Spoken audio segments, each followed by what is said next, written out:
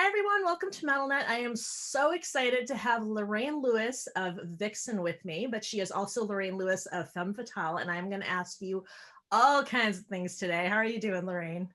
I'm doing great. I'm so happy to be here. Thank you for reaching out to me on Instagram, which is like the best way to get in touch with people for sure. I But I'm 100% agree. really happy to be here. Thanks. Thank you so much. Yay. All right. So I always love to know, what is it that drew you to music and what made you want to be a singer? I was, well, there's a big story, but I'll give you just some sound bites. I want to hear it. I want to hear it all. So I come from a family of 6 kids, and I'm number 3.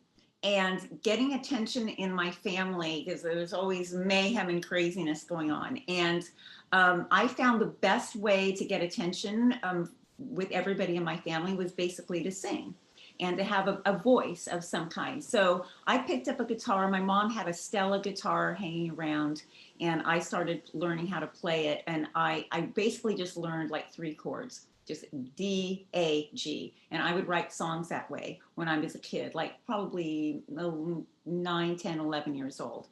And that's kind of where my music started. And my first album that my father got me was The Fifth Dimension. When back in the day, you're young, um, you're very young. Uh, I can tell by your I know who skin. the Fifth Dimension are. I just never owned an album, so that's why I'm like trying to think of a song. Well, so back in the day, you could join these record clubs, like with RCA or any of the record companies, Columbia. They would have these things that you could like look through and choose albums, and you could buy like as an introductory offer, you could buy like 10 for like $1 or something. And so my dad was really into music, and he would let us all choose an album. And so my my very first album, rock and roll fans are not even going to know what the F. And can I say F or can I? You can say whatever you want. Okay. Beep. So I just yeah, my rock and roll fans will probably not know who the F this band is, but the Fifth Dimension, up and away in my beautiful balloon was the album that I got. I totally know that song.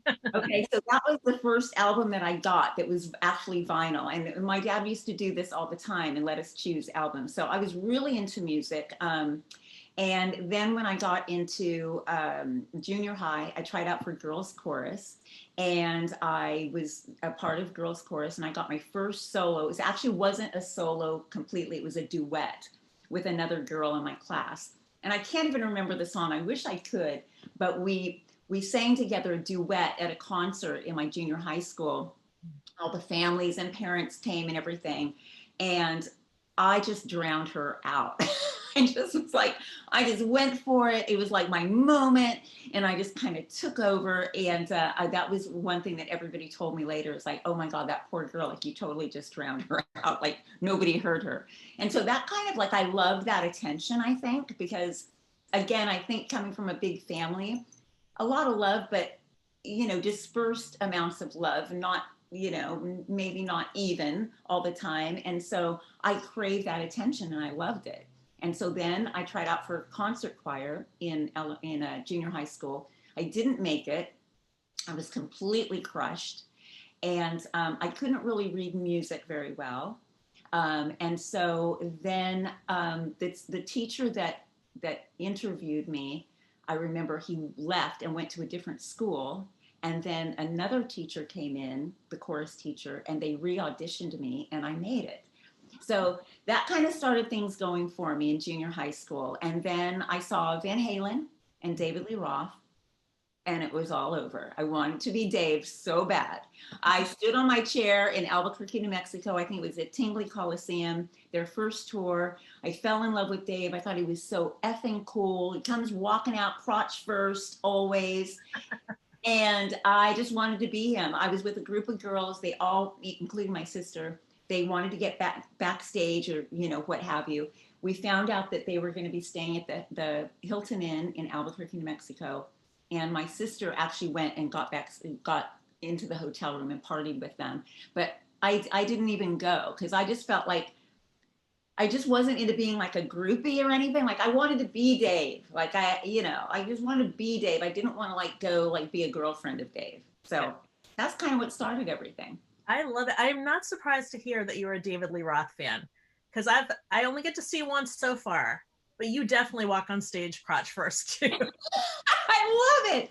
You're the first person that said that to me. I love it. Truth. It is the truth. That's a great quote. We need to keep that quote. I love that. Definitely. Well, actually, let's just talk about your stage presence. I knew you'd be good on stage because I remember all your videos and you were very active, and that's what I look for in a band. I want people running around and all of that. So it sounds like that was kind of like from the beginning you knew like this is the kind of front person I'm going to be in a band. Has that been consistent throughout all of the bands and like the solo career that you've had, or have you had to adjust a little bit with different styles of music? I've adjusted with different styles of music, and I actually was in a band called West Wind as I got older. That was more Linda Ronstadt country flavored, which I love country actually. And there wasn't a lot of ass slapping in that band or anything. That was just vocals and big vocals and a black cowboy hat. So I did that. But there was just this burning mini David Lee Roth inside of me always that wanted to burst out. So it was kind of a progression. And my brother and I had a band together, and then in Albuquerque, and then little by little, I just kind of kept putting myself together. I used to wear outrageous outfits. In a little hometown of Albuquerque, the clubs, I was wearing like hardly anything. This is when Dale Bozio from Missing Persons, they had busted out. Yeah. And I was a big fan of hers. And so I would make my own outfits with like leopard print, really short tops and like just like a scarf wrapped around my bottom. And just big, huge hair. And I just flippin' went for it. I love people looking at what's going on, and I want to bring a great vocal, but I want to give you a show, and I can't stand still, and I feel the music and I feel the beat, and I'm just not going to stand there and just deliver. So yeah, it's just a part of who I am. I love it. I love the feeding off of the crowd. They give you energy. You go for a high note, and you can see them like digging it or getting it, and I love it. I love the interaction with the crowd, and they just all keep me going. So I'm just happy to be doing what I'm doing.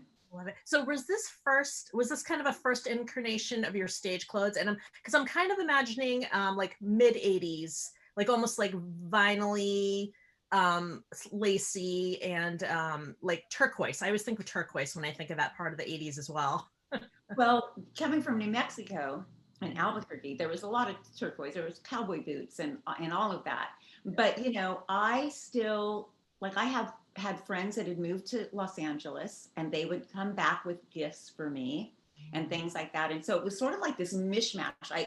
My whole image back then was basically a mishmash of like David Lee Roth wannabe, rock chick, New Mexico, turquoise, cowboy boots, like just kind of an effing mess, honestly. But secondhand stores, anything velvety, I just would put it all together, and somehow it just kind of worked. At least I thought it worked. I mean, I looked at pictures and it was like, oh my God. But you just kind of put it all together, and it became me as I went along. And then I think once I got to LA and I got management and all of that, it kind of, things refined a little bit. I learned how to put my makeup on a little bit better, because makeup artists come in and teach you shit. And so I kind of refined things a little bit, but still the rock and roll animal has always been the same, pretty much, the stage presence animal. And your stage clothes. Yeah, and your stage clothes in Femme Fatale were beautiful. Like I loved those. I still love those outfits. Even though they were of the time, but they were so rock and roll that to me, like you could slap one on today, and I would be like super happy to see you in it. You know what I mean? Yeah, and I still have some of that stuff. Or I've had designers rework some of this stuff and keeping a patch or two from back in the day. But yeah, Jackie King. I don't know if you know that name, but Jackie King was one of the designers back in the day. She did lots of stuff for Poison and um, Motley Crue. I mean, she was amazing. So, you know, I just started meeting all these amazing people, and they did stuff for me for dirt cheap. And, you know, I would get packages like when I did MTV, I'd get like a package at the hotel waiting for me with some great, awesome, blingy, cool rock something or other. And yeah, what a great ride it's been for Yeah. sure.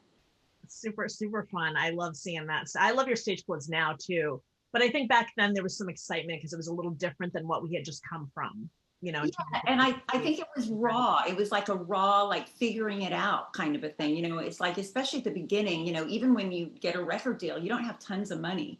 So people need to want to work with you, and, you know, you get things for free, or, you know, you just have very, very little money to work with. And so it was just kind of, again, a mishmash of like, this is going to work, and with this and that, and then let's go to a secondhand store and try to tie it all in together.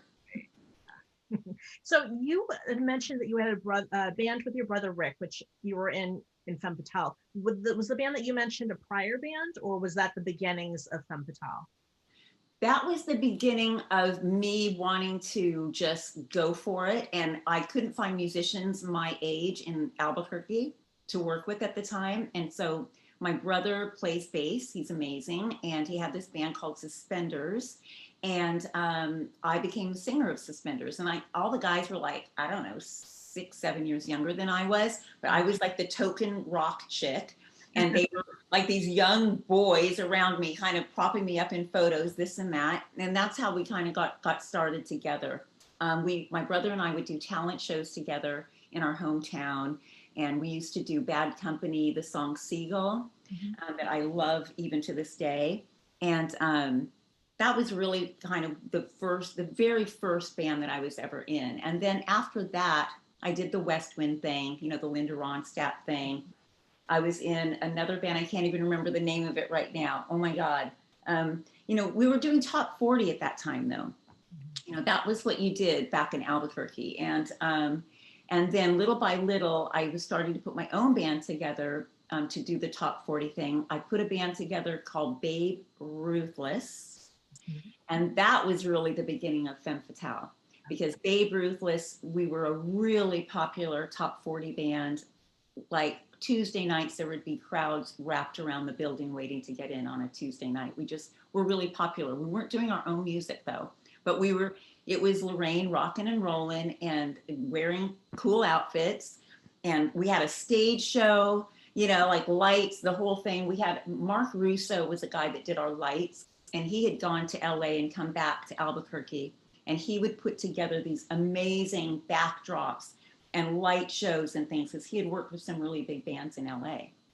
So we were like this top 40 band that had this, you know, A plus backdrop and lights and really dramatic and just amazing. And people dug it, people loved it, and we were really popular. And so it was Babe Ruthless, and then eventually Babe Ruthless, myself and the keyboard player moved to LA by ourselves and left everybody. That's the first time I got heat. I was like, I'm moving to LA.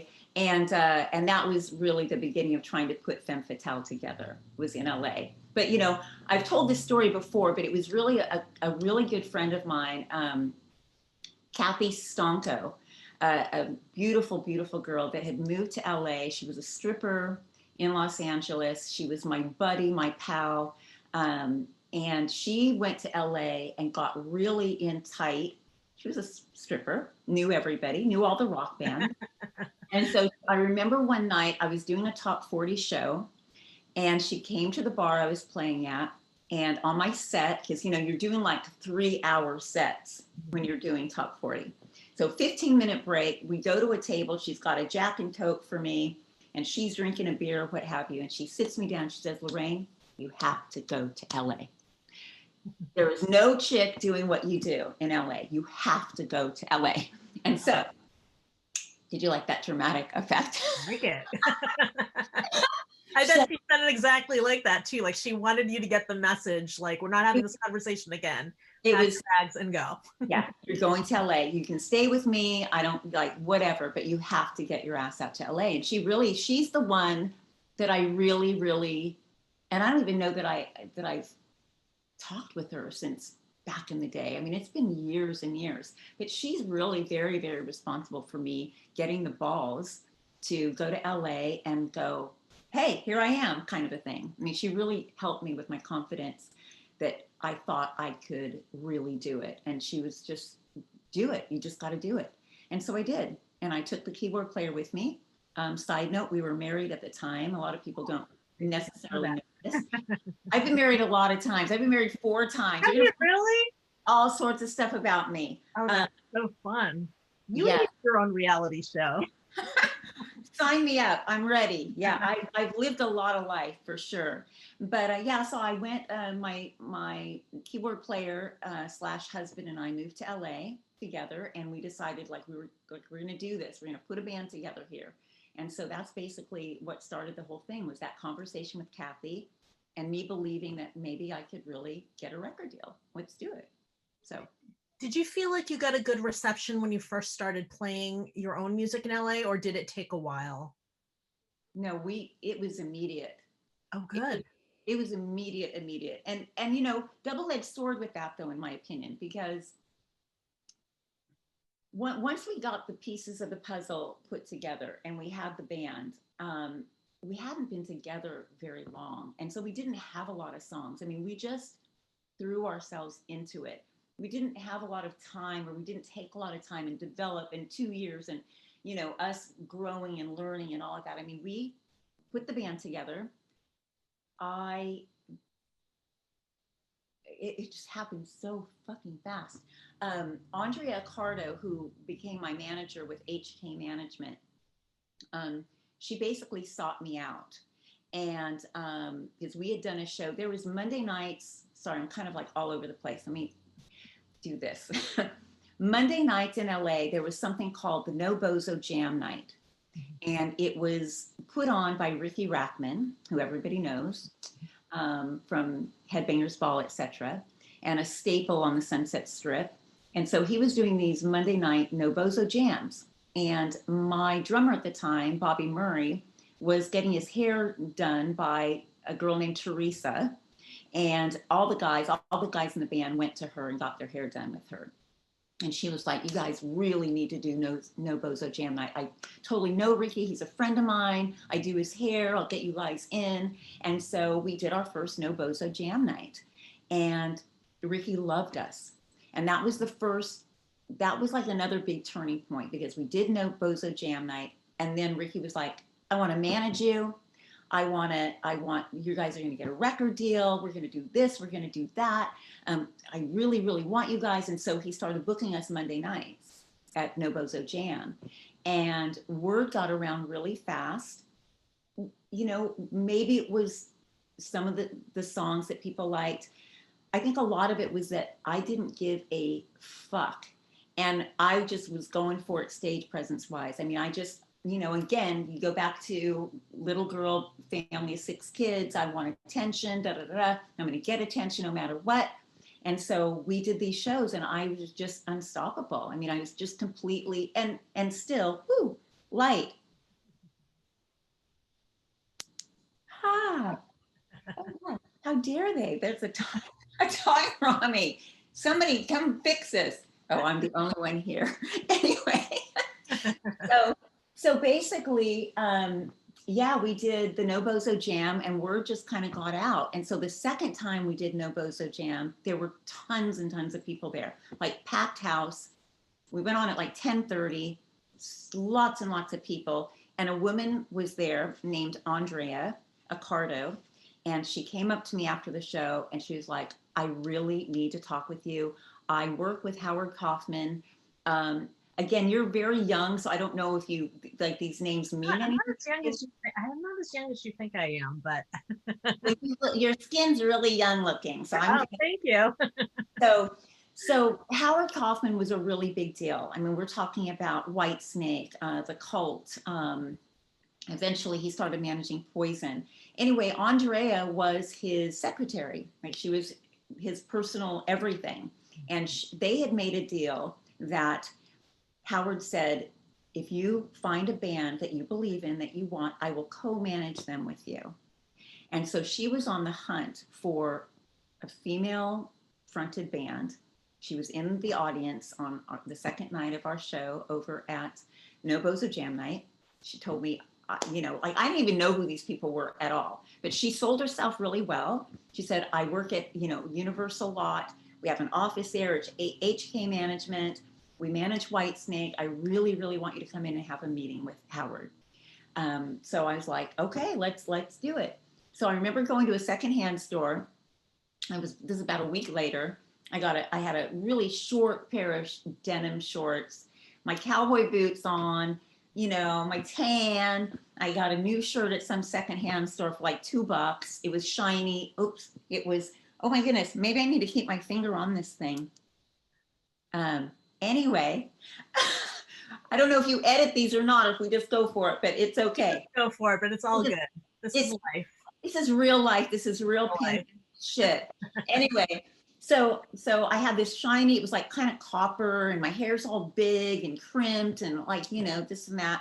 And so I go into the Universal Lot, and I'm going to have a meeting with Howard Kaufman.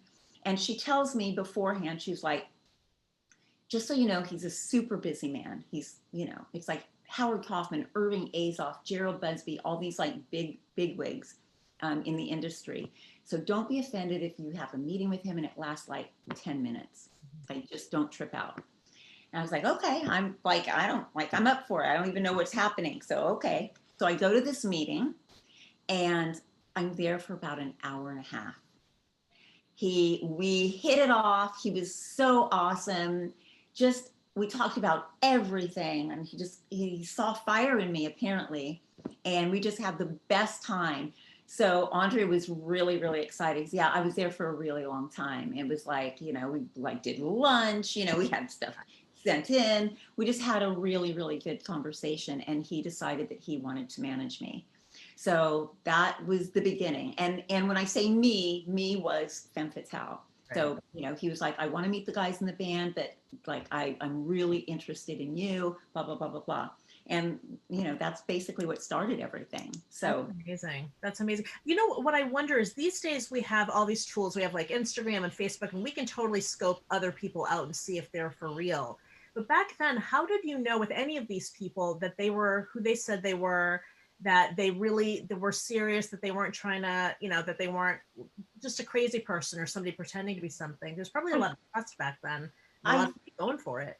I think though, back then I was hungry enough, trusting enough, naive enough, wanted it enough. It didn't really matter. It just didn't really matter. And quite honestly, when I was going to meet Howard Kaufman, I mean, his office was on the Universal Lot. I mean, it was a legit flippin' office. Like, you walk in and there's platinum records on the wall. He had an amazing big office. I sat on the leather couch. I mean, it was the real deal. Yeah. So I think I just was hungry enough that, I could have ended up like, who knows? Like, yeah. I mean, once you're on the lot, you figure it's somebody at least semi-legitimate, right? Because if you can't really get into those lots usually unless something. Yeah. But up until that moment, I do wonder, like, am I excited for something that's potentially real, or, I was just, I didn't even think that way, because I was sort of like tunnel vision, like, I'm going to get a record deal. Kathy told me I can get a record deal. I'm getting a record deal. There's like no doubt about it. I'm getting a record deal. You're like, it's going to happen. So why not this week? Yeah. And I also thought, having a woman managing me, co-managing me, I thought that's a really positive thing. So it was the best. Oh my God. So then after I left, I remember Andrea calling me and just being so excited. She's like, Howard just loves you. And he wanted me to ask you a question. And the question is, if I buy her boobs, will she wear them? And I was like, fuck yes, of course I'll wear them. You guys were a good pair. You guys were a good match. So, you know, at that time, Howard was managing Heart as well. And it was the era of, you know, Heart Yes, boobs. I remember that. Yeah.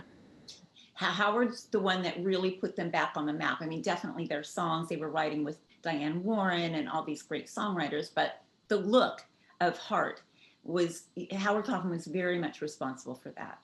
And I was just like, yeah, of course I will. Are you kidding me? Because quite honestly, I wanted a boob job really bad.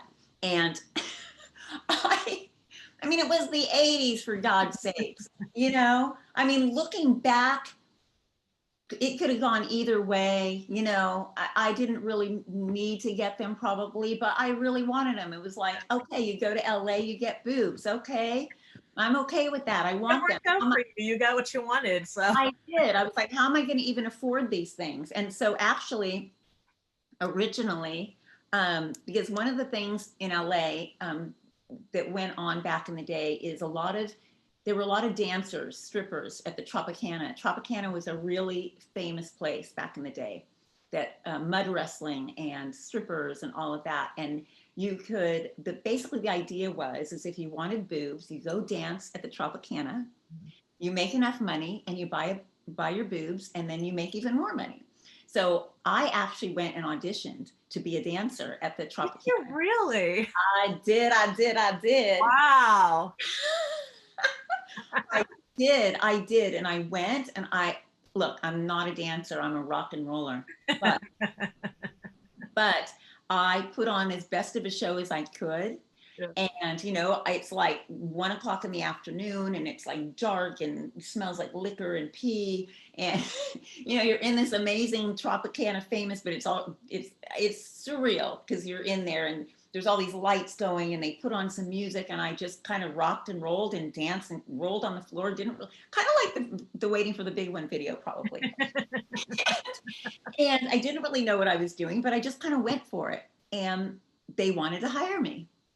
And so they said that the owner, I don't remember his name or anything, he was like, okay, this is what happens. It's basically kind of how it works here is that, I'm so sorry about the light. Okay.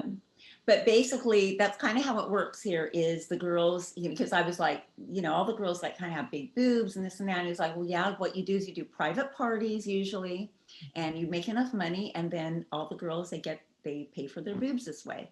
And then you make even more money. I was like, okay, cool. So I left. I was like, well, that's kind of awesome. I'm going to be a dancer. That's cool. I made it. And then it set with me for like another 24 hours. And I was like, this isn't me. Like I was never the girl that wanted to be the groupie, remember? Like Right, I wanted right. to be David Lee Roth. I didn't want to be the sidearm girl. Right. So I was like, this just it didn't resonate with me. I mean, I was excited, felt accepted, you know, Albuquerque girl, LA, okay, it's all happening. But I couldn't go through with it and I didn't ever do it. So I did always wonder how so many women could afford it. You know, if they moved to LA and you're barely making rent. And I guess you just answered my question for me. I know how a lot of them did. that's pretty much how it worked back then. or you hooked up with somebody that had a lot of money. I mean, all of that stuff was going on too. I mean, my stripper friends, had friends and they would, I mean, Kathy, the girl I talked about, she had this friend named Avo, and he would come to the Tropicana or wherever she was dancing, and they never were a couple. I don't know what their personal life was like, but he just seemed like a really cool older man. And he would take her shopping. He would take me shopping, you know. One day she lived in this high rise on Franklin and it was pretty dingy. And I remember her calling me and being so excited because she had come home after working at the Tropicana and it was really early in the morning and she had been gone like all day and all night. She opened her door and it was brand new hot pink plush carpeting in her apartment that Avo had put in there for her. Wow. So, you know, it's the kind of thing where it's very, in my opinion, Heidi Fleiss-esque, but without it going to that dark level, you know, because a lot of pain with the Heidi Fleiss and the girls that traveled to make money, stripping and being with men. But where I was at with it all was that it was all very campy. It was all very fun. It was all very welcome to Hollywood. Yeah. And, you know, that it was exciting. And there was, at that time, there was really nothing bad or dark or awful. You know, it was like, I mean, again, I didn't dig deep. I didn't become a Tropicana girl. I kind of always kept a bit of a distance, but I had lots of stripper friends. They were awesome. They'd come to the shows. They were amazing. And I love them all even to this day. But I didn't dive in real deep. It was just like a kind of a, this is Hollywood. This is fun. This is fantastic. Time of my life. Amazing. Well, I think if it had scared you, then maybe you wouldn't have stayed in LA, or, you know, maybe things would have been different, right? Yeah, I think that I also kind of always had an angel on my shoulder. Like I'm a sensible girl, 6 kids, you know, a dad that was present in my life, good relationship with my family. And I think I just kind of knew better. I think that the little angel on my shoulder was like, yeah, you probably don't really want to go on that private plane with Sam Kinison to Vegas tonight. Right. You know, because I have that story too. Yeah, I think that there was always a level of common sense with me, like there just was, and I think that that really helped save me from things getting too weird, you know. At what point did your brother join you in Femme Fatale? He joined me as soon as I called him after about a month or two of putting out ads in LA Weekly and Music Connection, and just nobody good coming to the door, you know, and we were very looks oriented back in the 80s. And that was the first thing. Like you had to grab our attention. When I say our, myself and the keyboard player. Mm-hmm. So we would put ads out and people would call us and they're like, oh, we're going to come and we're going to audition for you and this and that. And they would come to the door and we'd look through the peephole. And if they didn't look cool or if they looked like flock of seagulls, yeah, it's not going to work for us. Like you got to have the look too. And so we were really hyper focused on the look, whether that be good or bad. It's just the way that it was. And so we didn't open that door very often. And so we basically just kind of turned people away. And then I started to feel desperate. I was waitressing at Bob's Big Boy. That was my day gig and I loved it. You know, it's like I turned away the money at the Tropicana and I was a head waitress at Bob's Big Boy. There you go. I come from a big family and I got an angel on my shoulder. So basically, yeah, I was working and just kind of starting to freak out. Like, oh my God, like we've been here 2 months. It's like, oh my God, I don't have a record deal. I've been here for 2 months. Oh my God. So yeah, kind of some internal panic started to set in because I was like, man, I don't want to just like be in LA and be a waitress forever. Like this is scaring the shit out of me. So that's when I called my brother and I was like, dude, okay, here's the deal. You have to come out to LA. You have to be my bass player and you have to steal Bobby and Bill from their band and bring them out and we're all going to be Femme Fatale. And that's what's happening. And maybe it was because I was the older sister. Yeah. Maybe he wanted it so bad too. I mean, I don't know. I don't know. I have a nickname as being called the closer. Yeah. So I closed the deal with my brother and lo and behold, him, Bobby and Bill all came out. And then it was like, now we've got something. And that's when we threw things together, started playing, did the No Bozo Jam. Andrea wanted to meet me. Now we're being managed by Howard Kaufman. So then the story is, and I'm sure you have a lot of questions, forgive me, like I have. I want to hear it all. I want it all in one place. I could ramble on. So basically the whole deal was, okay, now Howard Kaufman is going to come and see Femme Fatale at the No Bozo Jam night on a Monday night. You're talking about Howard Kaufman. Yeah. This is like the head of HK Management. This is like the head of MCA Records coming to a show on the Sunset Strip. He already loved you as a person, but now he's getting to see you for real. This is like the first time he's really seeing you for real. First time he's going to see me sing and do what I do on stage. Yay, I can't wait. So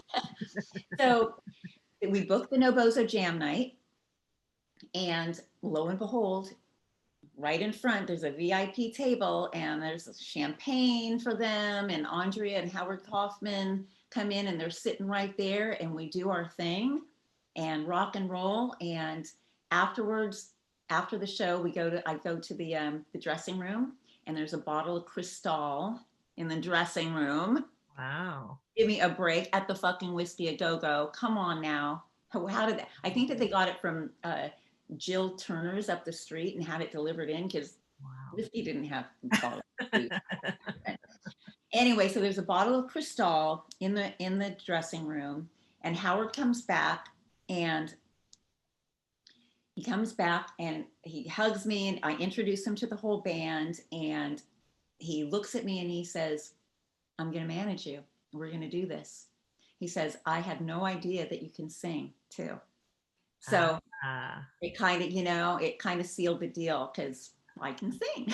Yeah, you can. So that was amazing. It was just an amazing, amazing thing that went down. And then that's when everything just started amping up big time, big time.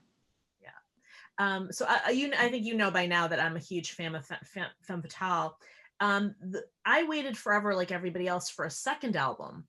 And I know, and then it like kind of never came, except that it did about, was it 4 years ago or 6 years ago? Yeah, so and I don't mean to jump forward so much, but I have so many questions for you. And one of them is, what did it feel like to record this album? And correct me if I'm wrong, I believe you recorded the second Femme Fatale album with the original lineup in like 89, 90, around that time, right after the first album. And in theory, we all like should have gotten it then, and it got put on hold. Did that have to do with like all the 90s stuff that was coming in, or were there other factors?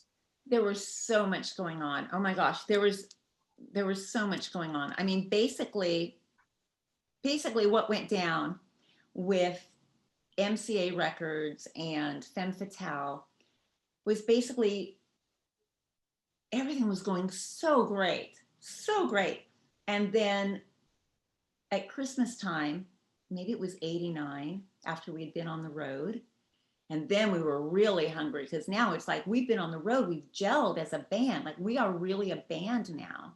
Like now we really get it. And now we're ready to go in the studio and do the hard work of putting a record together. And at Christmas time, they basically wiped out all of our cheerleading section at MCA Records. Liz Heller, gosh, I can't remember all the names anymore. But all of the people, the A&R people that loved us, powerful women, by the way, the women at MCA Records that loved us, because girl power, probably part of it. Yeah. And they were gone. They wiped them out. They were gone. So they brought in someone named Brett Hartman that had his baby band, Pretty Boy Floyd, and they became the darlings of MCA. That's really the truth. Okay. That's really the truth. And the record that we had, that I did release 4 years ago, those are really just demos. We went into the studio.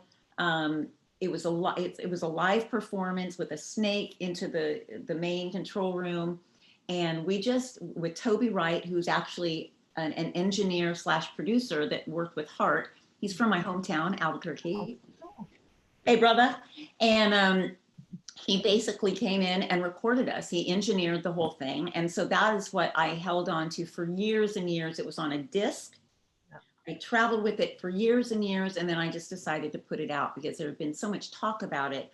And, it's not a perfect record, but it was Femme Fatale developing even more and putting our heads together. And we wrote all this stuff together. And primarily it was the keyboard player that wrote a lot of the stuff. My biggest contribution was the lyrics and the melody lines and things. But, I just felt like, gosh, I have to put this out, good or bad. It has to see the light of day. And so I released it 4 years ago on F&A Records. Let me say that again. I released it 4 years ago on F&A Records. Thanks, guys. And I'm happy that it's out there. And there's some cool shit on there. No, it's amazing. And I'm glad you did, because it's really hard as a fan when you wait for something and like it just never happens. So even if it eventually happens, at least you got it. You finally know what it could have sounded, what it did sound like, or what it could have sounded like, where you're saying it was sort of the beginnings of, if you had more time, maybe it would have sounded a little different. Maybe there would have been a couple different song changes of that, but we have it now. And I do think that matters. How did that feel for you and for the rest of the band? Was there a feeling of like catharsis of like finally we did this thing and we were able to like get it out there? Absolutely. I mean, I heard from my brother and from Bobby, the drummer. They were both really, really happy that I released it. And I mean, it didn't mean dollars or anything. I mean, it was just, I just had to do it. It's like, God, we've talked about it for so long and I've been carrying this around for so long. Let's just put it out there. And at least the fans, the friends of the band have a chance to hear and see what we were going through. And there's a lot of stuff on there that it's kind of deep, and there's a lot of anger in it too, because I think we were pissed off.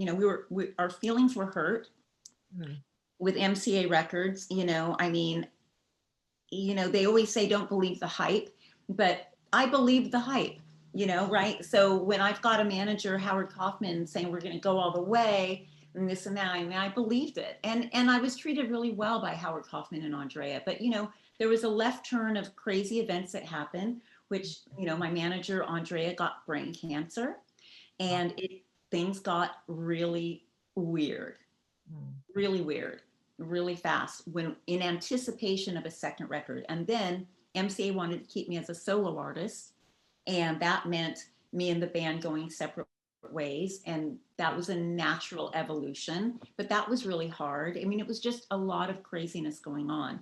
And I think that a lot of bands go through the same stuff, but I was living it, and it wasn't an easy time for sure. So the boys were really happy that I released it. Yeah. Oh, good. I'm glad to hear that. And then also with Billy, I mean, you probably know this, Billy passed away about 8 years ago, the original guitar player from Femme. And that was really hard.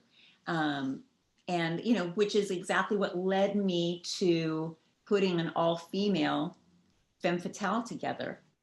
So at some point you decided to reform Femme Fatale with an all-female lineup.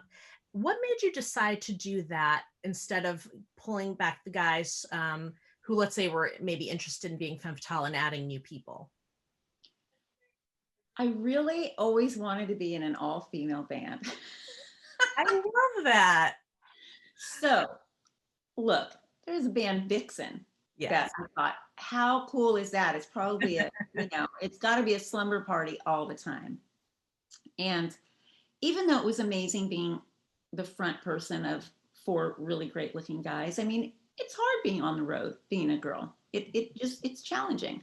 I did get the back room in the bus. Mm-hmm. That was my quarters. I didn't have to sleep in a bunk. I was really well taken care of. But I always wanted to be in an all-girl band. I thought that'd be effing cool. Mm-hmm. So when Monsters of Rock contacted me and wanted Femme Fatale to be on the cruise in 2013, actually they contacted me in 2012, and they wanted me in 2013. And I was like, I've got to put a band together. And of course, I thought about getting the boys in the band, but Bill D'Angelo had passed away. And I my gut just told me, you need to do something different. Bill's gone. Oh, Bill's gone. Bill's gone. There's no way that you can replace Bill. Why even try? So do something fresh and new. And that's when I decided all females. Let's do it. So I called up my friend, Angela Grant. I said, who are the best rock female guitar players in LA? And she said, well, I am, but there's these 2 girls, Nita Strauss and Courtney Cox in the Iron Maidens. And I'll get you their number. And I called them, and I actually called both of their numbers. I had no idea that they lived together. Oh, that's funny. I really just wanted one guitar player. That's because it was like, I wanted to keep it, 5 people. And so I called both of them, and I was sort of like, okay, let's see who calls me first. And the way the story kind of goes is basically they both had been driving around. I didn't know they lived together. They were listening to Sirius satellite radio. Femme Fatale came on the radio. And apparently what they told me was, when Waiting for the Big One came on, they were like, this is the kind of band we need to be in. This is the kind of chick we need singing for us. Like, we got to find a band like this. This is what we got to do. That is amazing. Amazing. I mean, that's when, you know, synchronicity and stars lining up, and it was just meant to be. And so I had, I definitely left messages for both of them. And I was like, hey, you know, my name's Lorraine Lewis, and I'm putting Femme Fatale back together. And I would love for you to be my guitar player. Let's talk. So I guess what happened is they were in the apartment together, and Courtney comes out and she's like, nah, nah, nah, nah, nah, guess who called me today and left a message? And it tells her that Lorraine Lewis called and left a message. And Nita's like, guess what? She called me too. So that was funny. That's funny. And a little awkward for me, because originally I really just wanted one guitar player. But then I was like, I can't do that. Like, you know, I can't. So let's just all meet, see how it goes. I met them at Starbucks on Ventura Boulevard. Both of them showed up. They were so young. Oh my God, so young. What, they're like 23, 24, 2 at the time. But I knew that they were the best because Angela said that they were. And I just was like, okay, this is the deal. Like, I'm doing Monsters of Rock cruise. I want you to be my guitar players. And we just made it happen. And I said, the cruise doesn't happen for another year. So you have time to practice. Yes. And you can't tell anybody anything. What?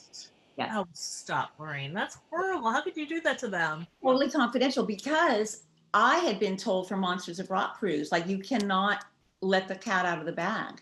Oh, okay, got you. So they want it to be like a surprise when they say this is our lineup and release announcement. Yes, and they're always like that, even to this day. So it was a surprise announcement. I mean, it was like, you know, Femme Fatale's coming back. They're going to be on the cruise, and we hadn't done a live show in 20 plus years. So they really wanted everything to be confidential, and so I swore them to secrecy, and they agreed, and we made it happen. Love them. Amazing. Love them. That is amazing. That is amazing. How'd you get the rest of the band? How'd you decide on the rest of the band? Gosh, that wasn't easy. I basically started working with them, and then drummers, that was a really hard thing. I thought about Rachel Ryan. She was in Cockpit, another girl from New Mexico, and it seemed like like the natural progression, but she was living in England at the time. But I was sort of like, you know, okay, be a part of this. And so I offered it to her. And then I met Athena, Tommy's sister, Athena. And I had never met her before. I had been told so many times, I wonder what happens if I... In all your years in LA, you never crossed paths with Athena? Never crossed paths with Athena until I put together this kind of, you know, I was thinking big, star-studded cover band called L.A. Nookie. Mm-hmm. And it was myself, Alex Kane, that toured with the Ramones, with Marky Ramone, Lisa Leverage, who toured with Courtney Love. I was putting this package together. Mike Duda from Wasp, Mike Dupke, from the drummer from Wasp. And I was basically doing this, gonna make this a Sunset Strip band. And basically, word kind of got around, and somebody said, oh my God, you really need to have Athena be a part of like this thing. Like, she's amazing. I can't believe you guys don't know each other. And I was like, yeah, I never met her before. And so I reached out to her. She was hella cool. And we had a show that we had booked. We were opening up for Kicks during the Sunset Music Festival at the House of Blues on Sunset Strip. And I asked her to come and play a song. I asked her, will you play Cherry Bomb from the Runaways with me? And she said, sure. So we hadn't met each other yet. She comes down to the studio, Amp Studio, on Lancashire Boulevard. And she shows up. She walks in the room. I should say she stumbles into the room, because that's kind of how Athena always is. And we were basically wearing the same mofo outfit. I mean, we looked like the same. We were wearing, you know, tight black pants and boots, and we both had fingerless gloves on, and we had beanies on. I was going to ask you, did she have her beanie? Because I feel like I always see Athena with beanie. Yes. So and she was just like, oh my God. She's like, you're like me. And I'm like, yeah, like this is crazy. And we just hit it off immediately. And so that kind of started the relationship with Athena, and it was amazing. And we did the Sunset Music Festival. She came up for that song.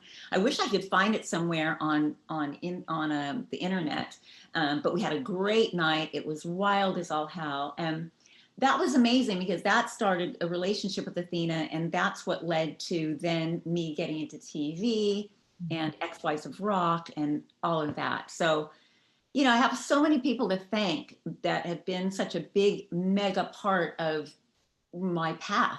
You think that you're doing it by yourself, but you're really not. I mean, we're all connected, and this leads to that, and that leads to this, and this heartbreak leads to that, and da da da. And so, I do want to kind of take a minute to just say thank you to Athena, and thank you to Kathy, and all the people, my bandmates from present, past, future, what have you. I mean, everyone has helped shape me and form me in my life.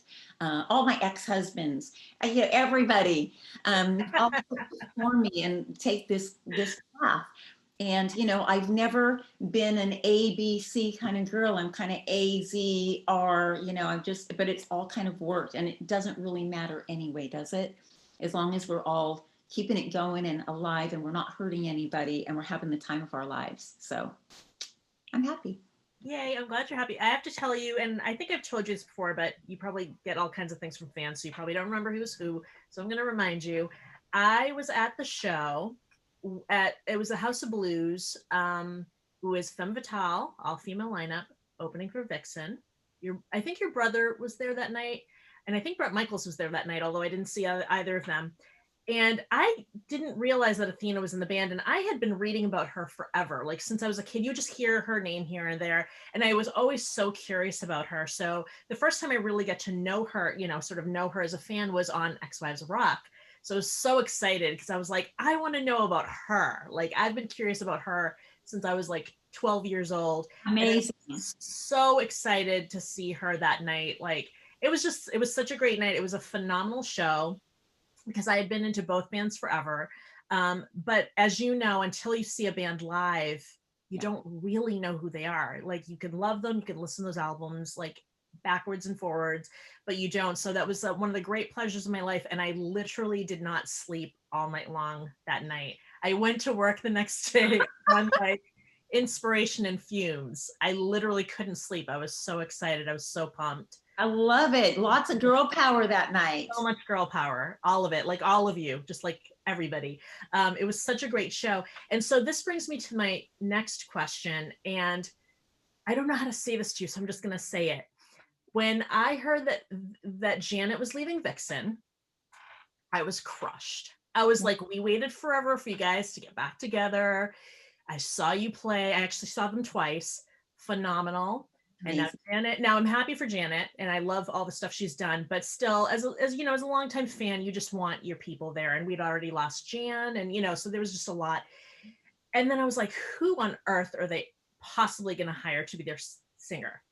But now at the same time, I finally have Femme Fatale back together, and you're all female, and you have Athena. And then I find out that we get to keep Vixen, but we're losing Femme Fatale.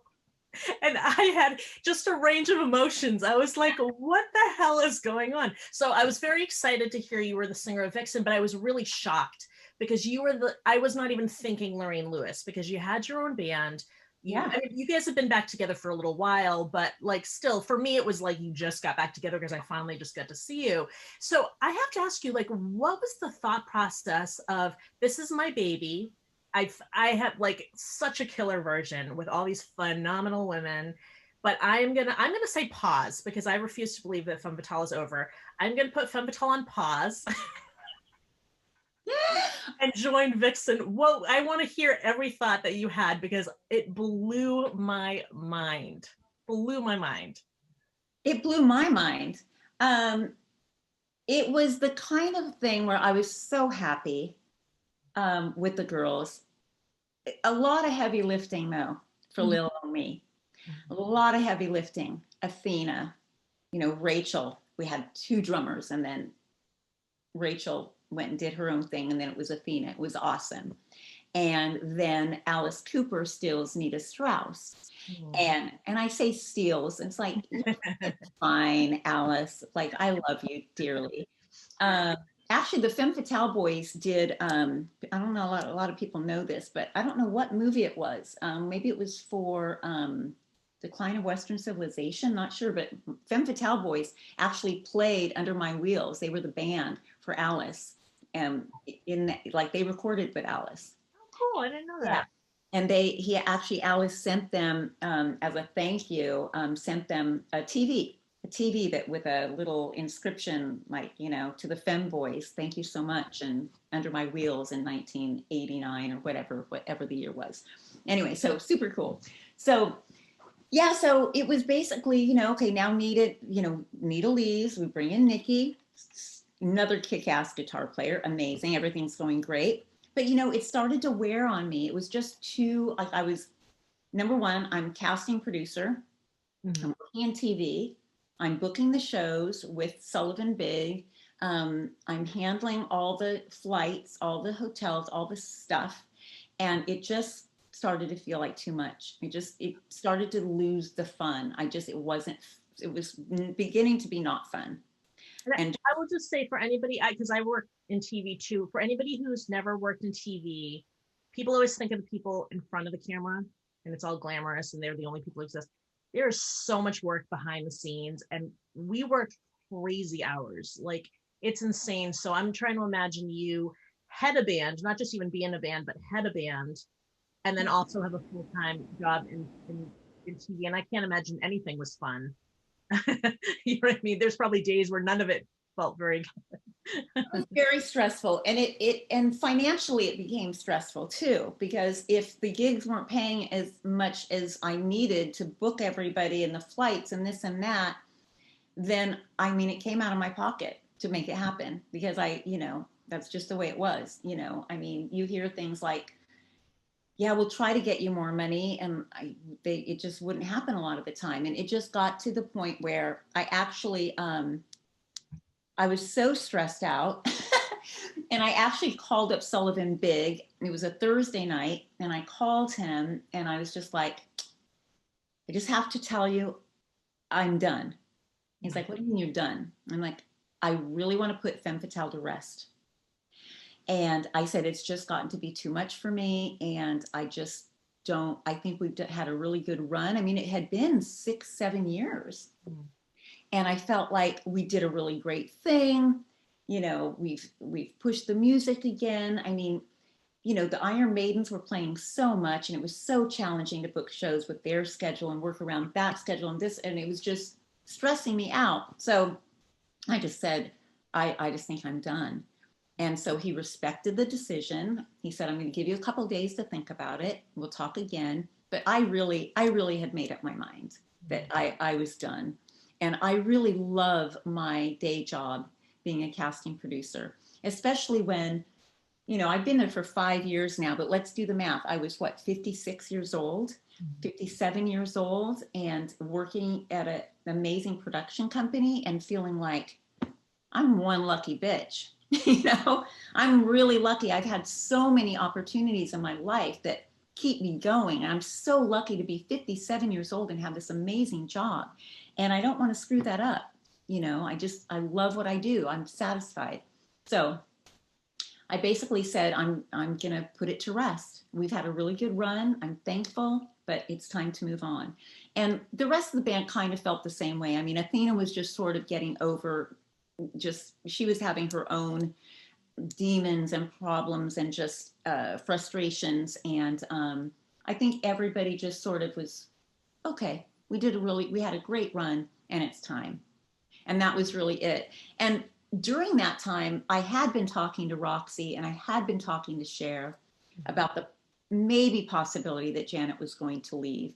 I did the show when Janet had her aneurysm, I believe it was, and she got ill. And I sat in with them in February of 2018 in Oklahoma. Had a blast. Oh my God, it was so much fun. And I felt like wow, this is cool. Like I felt like the pressure wasn't 100% on me. It wasn't my baby. I want to come in, I want to do a kick-ass job. I want to make Janet proud. I want to make the band proud, the fans happy. And, but the pressure wasn't on me. I mean, it was a different kind of pressure because I have to like, I mean, Janet's a phenomenal singer. And, she's just amazing and has an amazing range. And so there was, that stress of like, ooh, what are the fans going to think of me? But, at the same time, then you just get fearless and you just go, I'm going for it. And so it was the next day that Roxy called me and said, so we think that this is going down. We think that Janet is going to leave. I really want to talk to you about being the singer for Vixen. And I said, oh, well, this is really wild because I just called Sullivan last night and told him I'm out. She's like, what do you mean you're out? And I'm like, I'm done. Like, I'm done. She's like, you mean done? And I'm like, done, over, done. And she's like, no, you can't be done because you have to come sing with Vixen. And so I was basically, oh, I'm so sorry about this light. That's all right. It's all right. I feel bad that you have to keep holding on to it and turn it back on. So not professional. I would be so bugged if somebody did this to me, but you're being very gracious and sweet. Thank you. So, she just said, just think about it, live with it for the weekend, but we need to know like really soon. And so it was like, ugh.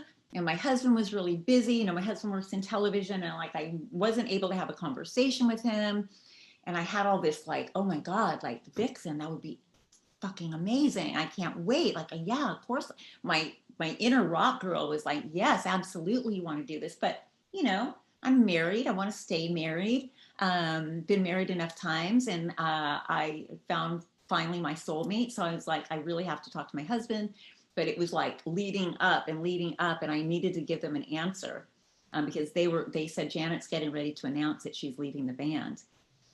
And so finally I found some time and my husband and I sat down and we talked it out and talked through it. We didn't know how it was all going to work. I didn't know how it was going to work with my band, with my job, but he said, let's go for it. Let's do it. I think you should do it. Like, this is a chance of a lifetime. And I agree. It was totally the chance of a lifetime. Now I get my all girl band. I get to, I get to sing amazing songs and be with girls that I totally, totally love. And it just fit together so well. I was super honored, super excited. Wasn't sure how the fans were going to react. A lot of people, they say that they expected it or they were hoping for it. But you still have to go out there and you still got to prove yourself. Yeah. And that was challenging. I mean, I worked my ass off. I would sit at home after work with my headphones on. I didn't talk to my husband for a good month before the first show. And I just sat there and I just went over the songs over and over and over. And I wanted to get it right. I didn't want it to be Lorraine coming in singing Vixen necessarily. I wanted it to be Lorraine honoring the voice of Janet singing Vixen. And so it was really important to me to do my best to really capture as much of Janet as I can in the hit songs. I mean, that's really important because that's what the fans expect and that's what they want. Granted, they're going to get the rock show that Vixen provides. They're going to get the rock show that I provide, but I want the music, I want the voice to be as close to Janet's as I can get it. And so I really, really did my best to really listen to her little nuances and the stuff and hold the notes where it's really strong. And I really, really worked hard to do that. And I feel really confident and really happy that, granted, am I perfect every night? No. But I really think that I've done a really good job to honor and be respectful of what Janet has brought to the legacy of Vixen 30 years. So I don't take it for granted that I'm just going to plug and play here and just do Janet Gardner vocals. No, I had to work really hard to make sure that, the fans would at least, be as happy as they could be with the transition. I mean, no one's happy when a band member leaves, for sure. Yeah. But but everybody really welcomed me. The fans really welcomed me. I mean, I still hear, I see things that like, oh, we really miss Janet still, or gosh, not even close. Lorraine Lewis and Oh, not no, even no, close. that's not right. That's not Yeah. right. But you know what? I take all of that with a grain of salt, and I know for me, from my respect level of the vocal, of what I've put into it and what I do, and I really do pay attention to the influence and the little things that she does, and I do my best. Look, we're different singers. We're completely different singers, and but I think that I bring enough of Janet Gardner to where you can close your eyes and you'll hear some of it in there, and I can see the fans when. I mean, I've gotten a lot of props in the audience. I see them when I'm going for it, and like I know some of those key moments in the songs that they're waiting for. We all do it, and they're waiting for it. And I'll lock eyes with someone, and I'll fucking nail it, and they'll just like, and they'll like give me a thumbs up, or they're like, yeah. So I know I just connect with people with that way. Like I can kind of read them that they're wanting to see if I'm going to hit that note or if I'm going to do something lower to get around that note. And I flip and go for that note because I want to show you that I can do it, and I want to honor the music. And that really is what it comes down to. Well, I am very excited about you, and I got to talk to Britt. She was my very, very first guest. I was She's the so best. excited. She's amazing. I adore her. And I can't wait to see you guys both on stage with Vixen, because it'll be my first time seeing both of you with the band. And I'm super excited about it. I was shocked. I was not expecting it at all, like at all. But I am very happy about it. And I think everybody got what they wanted. Like Janet gets to do her music, what she was ready to do. You got to be in your all-girl band. We got Britt, who's amazing, and I heard from Britt that you still do a couple of Femme Fatale songs during Fiction. So I'm excited because I at least get to see some of that. Can you do Fortune and Fame when you play Boston? Because that's my favorite. Oh, I love it. Oh, I love that you know that song. Of course. That and Touch and Go are my favorite. Oh, I love it. Well, so Touch and Go was co-written with Danny, can't remember his last name right now, but Danny was in a band called the Rembrandts. And the Rembrandts. They were in the 90s, the Rembrandts, early 90s. Early 90s. And they actually, him and his partner, the Rembrandts, they're the ones that wrote the song, The Friends. Yes, theme song, yeah. So Danny was really good friends with Andrea, and Andrea hooked us up. And so we wrote Touch and Go together. So yeah, I love it that you love that. And actually, Fortune and Fame, a lot of those lyrics come from my ex-husband. So go back and listen to it. Hey, well, which one? Was it the keyboard player? Yes. So it is kind of a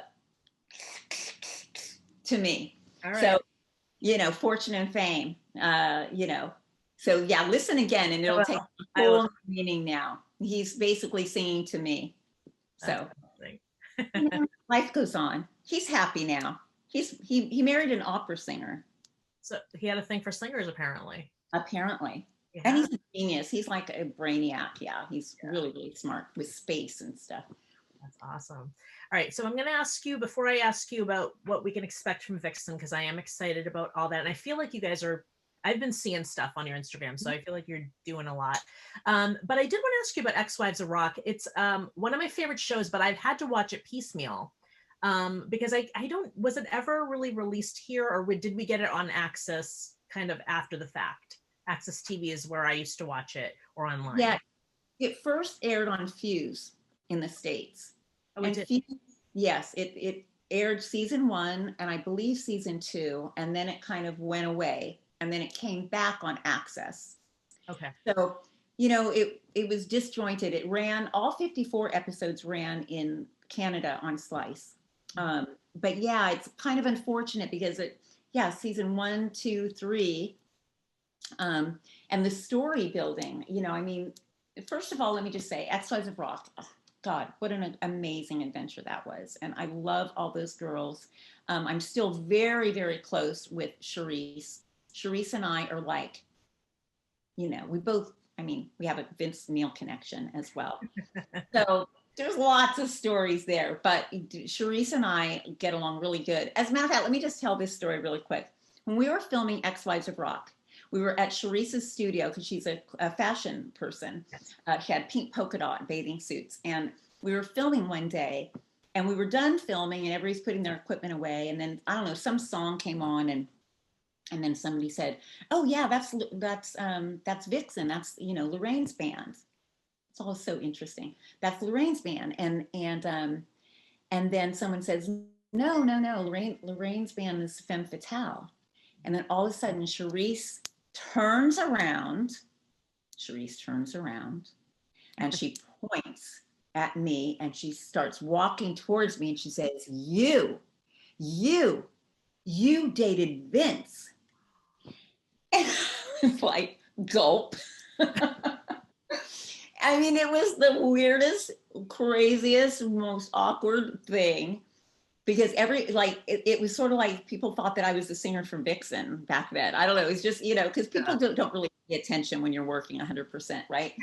So anyway, so everybody left and it was just me and Charisse. And so we had a girl talk and we, you know, I just was honest about this and that and the other thing. And she was like, "Oh my God." She's like, "I used to watch your video and like da da da da." And we, you know, we basically just were women power and realized that men are weird sometimes and do stupid stuff. Yeah. And we basically just, you know, like hugged each other and knew that we were both really amazing women. And we just weathered it and we are amazing friends. So how long have you been friends now? Well, we started filming Ex-Wives of Rock in 2014. So yeah, we've been friends for about 6-7 years and I love her. I mean, she's amazing. She's so amazing. I talked with her last week and I've actually brought her in to help me cast a few shows. I saw that. Actually, I saw that you guys were working together a little bit. Love you, Charisse. Yeah, she's amazing. But it was like this really weird, like, you know, like, oh, wow. It could have gone a lot of different ways. It could have gone a lot of different ways. But Charisse is a really cool chick and she's all about girl power and you know, she's a girl's girl and I'm a girl's girl too. And, you know, I mean, the Vince thing, I mean, he was really a great guy in a lot of ways, you know, but, you know, I mean, you know, just paths cross and, you know, all of that was super fun, but I'm all about the women in my life more so. Yeah. I loved all 4 characters, but to me, Charisse was such a strong character and Athena, I think, was a favorite. And I think I feel like a lot of the show was really on Athena's shoulders because she had so much going on. It was like one thing after another in her life. You couldn't write the stuff that happened with these girls. I mean, there was just a plethora of stuff that would go down. And, you know, and that was challenging too, because I was so close with all of them. And, you know, sometimes they go through some things like the breakup that Charisse went through with Brandon. That was really hard. And I mean, she was calling me as a friend, telling me what had gone down. And, you know, you listen first as a friend. And then I had to say, you know, we have to film this, right? Like we have to film this. I'm sorry. And she was like, "I know, I totally understand." But she wanted a very limited crew there. And so we obliged her. And we only had a couple people there when she was moving all of his stuff out or putting it on the lawn or what have you. It was really hard and emotional for her.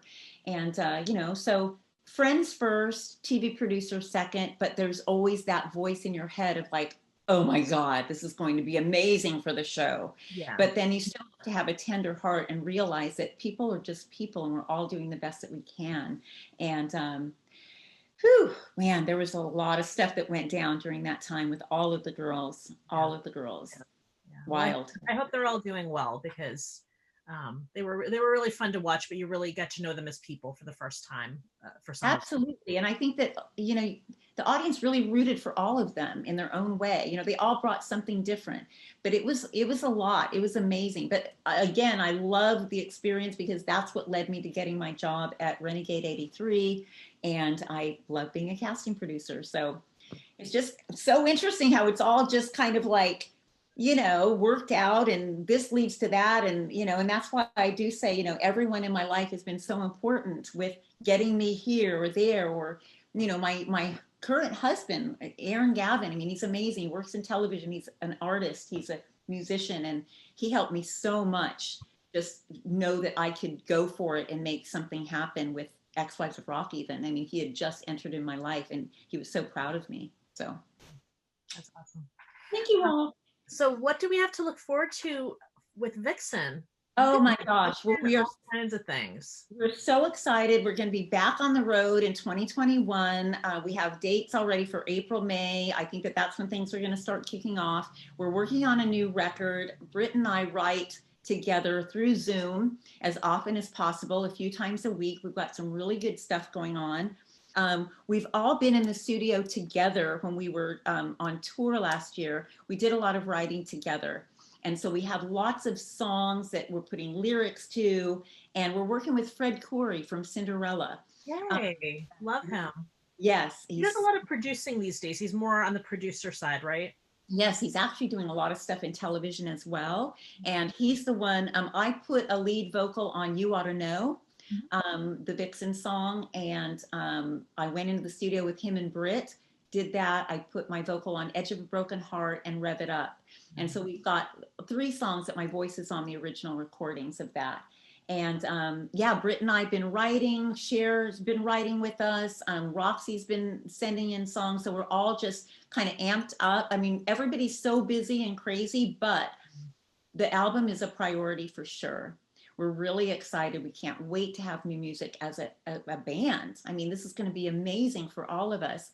So I feel so grateful and fortunate that I'm in a legacy band now, and we're doing a flippin' record. I mean, I couldn't be more stoked. Britt is an amazing guitar player. She's a blast to work with. We get our cocktails and we get on Zoom and we work on stuff together. And we've got some really great stuff. So, it's always going to sound like Vixen as far as harmonies, really important to us, but really fresh, lots of messages, lots of what our journey has been as individual women.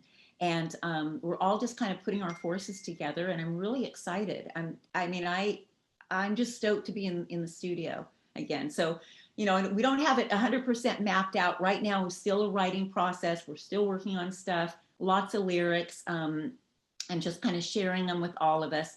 Sharing choruses with Fred. He says, yes, this is a great chorus. Let's work on this. Yes, this is a great chorus. Let's work on this. So we're really, really happy and proud to be working with him. He believes in us, and he believes in me, which I really, really love. I mean, we've had a really great couple of talks in the studio and otherwise, like with Britt there, and him just saying, like, you guys have everything going for you. You've got an amazing band. You're a legacy band, and you've got Lorraine doing vocals for you. And I'm so appreciative that he believes in me and he thinks I can sing anything. And so when Fred tells you that, you can do anything, like, you believe it. Yeah. So I'm really excited to go in the studio and work with him, and really honored that he has said some of the things that he said to me. So sky's the limit here. I want to release a really powerful, amazing record. And let's get a couple of singles out there, and let's revive the Vixen legacy and keep on rocking. Yes, definitely. And with that, I'm going to ask you, with all of your experience in, all of your bands and different genres of music, do you have a piece of advice that you would offer somebody that wanted to pursue music, particularly like metal or heavy rock? What would be like that one piece of advice that you would want to give? I would say learn your craft inside and out. Learn it. Just be hungry for it. There's a guy on Instagram, Gary V, that I listen to, when I'm working on a new project or just for inspiration. And he tells people not to listen to anybody. And I would say that too. Don't listen to anybody. Like, don't. And if you have that thing in you, and you want to be a rock and roll singer, and you want to be a rock star, however you want to define it, go for it. Don't get people's opinions about it. Just go for it and listen to yourself. Listen to yourself first. Your spirit knows when something's good and something's right and something is meant to be. So many times, I think it happens so often, we look to other people for advice and inspiration, or to help us along. And yes, we are all here to help each other, and I will help people as much as I can, open a door, what have you, because so many doors have been opened for me. Sorry about my phone going off. This is TV World calling me on Sundays, people. It doesn't ever end. It's It 24/7. doesn't. Not for a minute. Oh my God. Yeah, we're casting a bunch of shows that are really interesting. And let me just say this, November 20th on Prime, on Amazon Prime Video, is a new show called The Pack that I helped cast. It's basically The Amazing Race, but with your dog. And if you're a dog lover, even if you're not, you're going to love this show. So please watch it. It's amazing. We're casting season 2 right now. We got greenlit for season 2, and we're just having the time of our lives. It's an amazing show. So for all you dog lovers out there. Congratulations on season 2. That's amazing. Really amazing. I love my job. So yeah, I would say don't listen to anybody. Go for it. Spend the time in the dark room, in the studio, by yourself on lyrics. Work, work, work, work. Don't listen to anybody, because people are going to give you their 2 cents from their perspective of what their life is. And your dream is not anybody else's dream. Your dream is your dream. So you have to just follow what the F your dream is. And people mean well when they give you advice, but they don't know. Nobody really knows. The universe knows. Ask the universe to help you and get you there, But I would say just work on your craft, work on your voice, work tireless. When you do your day gig at night, work on your craft, work on your craft. Everybody has to make a living. We understand that. Do your day gig, and then do your passion. The day gig helps you do your passion. So just keep going for it. Believe in yourself. And, even if it turns out that it wasn't meant to be, the universe will help you to the next step of whatever it is. So don't even trip on it. And don't give yourself a time frame. Just go for it. But ask the universe to help you, to show you. I'm telling you, again, if you looked at my life and you would have told me 20 years ago, you're going to be the singer for Vixen in 2020, or 2019. And we did 23 dates last year. That's a lot of dates for a first time in. I never would have believed them. I would have thought people were crazy. But the universe knows what it's doing. And that little voice inside of you knows what you want. And things get lost in translation when you talk to people. They don't really get it, or they come from a fear factor or fear base of what their life, their dream was. It didn't happen because they listened to other people or what have you. So yeah, best advice, work your ass off, stay focused, listen to yourself. Don't tell anybody even what your dream is, because for some reason, I feel like human nature, I don't know what it is exactly. It's not true with everybody, but people have a tendency to rain on your parade and take your idea and tell you all the reasons why it can't work. And I'm living proof of all the reasons that things can work. Again, I'm 62 years old. I have no problem admitting how old I am. I'm 62 and I work in an office. My wifey that I work with, who is my colleague, Jillian, is like my work wife. She's 32 years old. She's 30 years younger than I am. But we work in the same office. We kick ass together, and we're a team. And so it's just never over. None of it's ever over. Like, I'm going to keep rocking and rolling. I'm going to keep making TV. I'm going to keep, loving life and keep going. So that I want that for everybody. There's not an expiration date for anybody. Nobody. Except my timer. Except my timer. Oh my God. So embarrassing. Yeah, just go for it. That's all I can say. All right. Well, thank you so much for coming on my show. I have been a fan of yours forever, and it's been a great honor to talk to you and be able to ask you all of the questions that I've ever wanted to ask you. You can text me anytime. I'll answer more. I mean, I've got a lot of more things to talk about. We can do this again, but life just keeps rocking and rolling. Thank you so much for having me.